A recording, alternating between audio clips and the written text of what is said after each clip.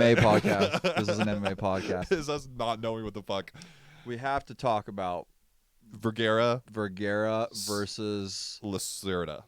yes. Well, good job. Vergara versus Lacerda. This hands down the best fight that I saw of that card, which was 2 fights. It was better. I mean, so we have to talk about this one. Yes. That first round, Lacerda comes out going hard. He went full ninja mode. He wanted a wheel kick so bad. He did. He threw a bunch of them.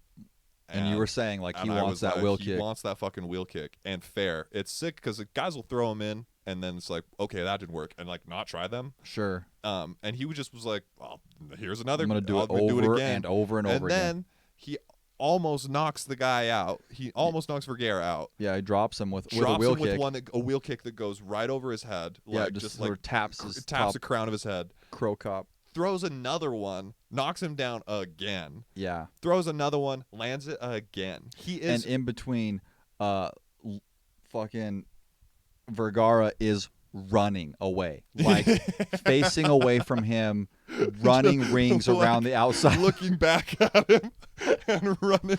Yes, like a German Shepherd is chasing him. The best part is that, if you were the guy chasing him, you would probably just want to like cut an angle and head him off, right? Yeah, but he was running right behind him. He just ran behind him.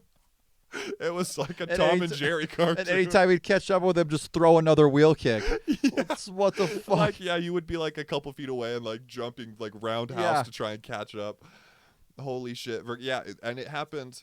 There was like full, like he would just be sprinting for like 5 or 6 whole seconds away from him.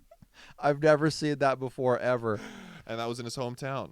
In front of his home crowd. And then at the end, okay, well, second round, things turn around. Lacerda goes for a fucking calf slicer. Yeah, and burns out everything he has because he can't get this calf slicer. But he was already so tired from the end of the first round, did not recover, and puts on a real jiu-jitsu clinic. Yes. Trying to get this calf slicer. Excellent. And then just getting real rocked what not over a real over. What not to do in MMA and then jiu-jitsu. Just almost gets put out with a fucking head and arm choke that is like sunk and like almost is basically somehow surviving. Yeah, I think he was maybe unconscious and just sort of and acting was on like just reacting. Yeah, I don't think he remembers most of the end of that reptile fight. Brain. Because then he gets basically mounted and gets rained on with elbows, and then finally basically gives up his back and just gets into turtle and just is taking shots until the fight is ended. Vergara's hairline, wild. Wild.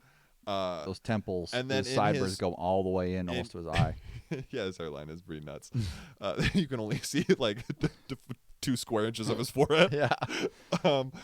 But and then after he wins the fight and he's kind of breaking down, he was just like, well, he landed a pretty heavy shot that it did wobble me a bit, but all I had to create some space. And then he came back. Look, sometimes warriors lose their way. Is what he said. Yeah, what? Because I think he's lost like most of his fights in the UFC. He's only had 4 losses, I think.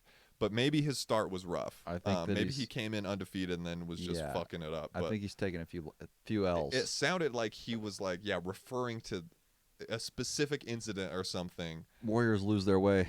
All warriors lose their way. He's like, and then, but I'm proof that you can get back on top. It's like, on top of what? On top of winning that fight, dude, then yes, I guess, but you almost blew that too. You're like, you got knocked out. You get on top, I guess, of Lacerda, I guess is what he's referring to. Yeah, I was just like, this is the prelims. I don't know, man. He'd probably been listening to a lot of shit about Tier 1 operators from Huberman, and it helped him through. But very fun fight. That was the funnest fight of the card. I wish it would have went